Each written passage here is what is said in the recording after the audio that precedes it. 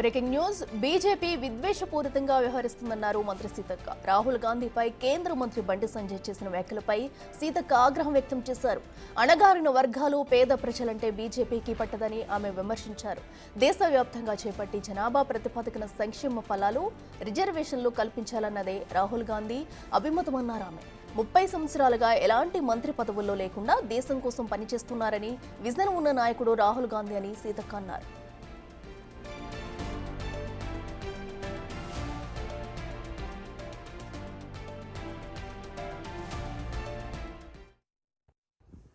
రాహుల్ గాంధీ గారు ఒక విజన్ ఉన్న నాయకుడు.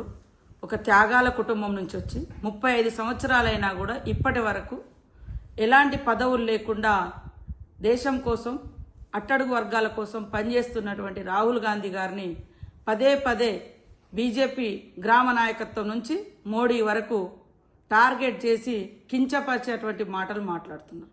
వాళ్ళ బీజేపీ పాలిటిక్స్ ఏంటి అంటే వాళ్ళు నమ్ముకున్నది డివైజివ్, డిస్ట్రక్టివ్, హేట్రేట్. మరి మా రాహుల్ గాంధీ గారు ఒక విజన్ ఉన్నటువంటి నాయకుడుగా ఆయన ఫాలో అవుతున్నటువంటి సూత్రం, ఆయన ఫాలో అవుతున్నటువంటి ప్రిన్సిపల్స్ మరి లవ్, పీస్, అదేవిధంగా ఒక ఎయిమ్ తోటి, ఒక లక్ష్యంతో మరి పనిచేస్తున్నారు.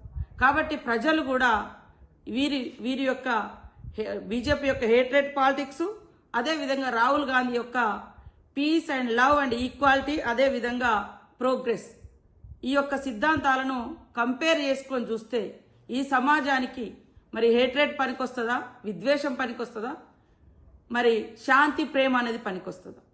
ఆయన యొక్క ఈ విజన్ను డైవర్ట్ చేయడం కోసం ఈరోజు వ్యక్తిగతంగా కులము, మతము, వర్గము అనేటువంటి తీసుకొచ్చి ఇవాళ మాట్లాడుతున్నటువంటి బీజేపీ నాయకులు 10 సంవత్సరాలుగా మీరు సమాజానికి, సొసైటీకి చేసింది ఏమి లేదు. మీరు ఏదైనా చేసిందని ఏదైనా ఉందంటే విద్వేషాలు సృష్టించడం, విభజనలు సృష్టించడం, రాజకీయాలను, పదవులను పొందడం. మా సీఎం రేవంత్ రెడ్డి గారు మరి మోడీ గారు బీసీ అని చెప్పుకుంటాడు, కానీ బీసీ కులగణన చేపట్టడం లేదు.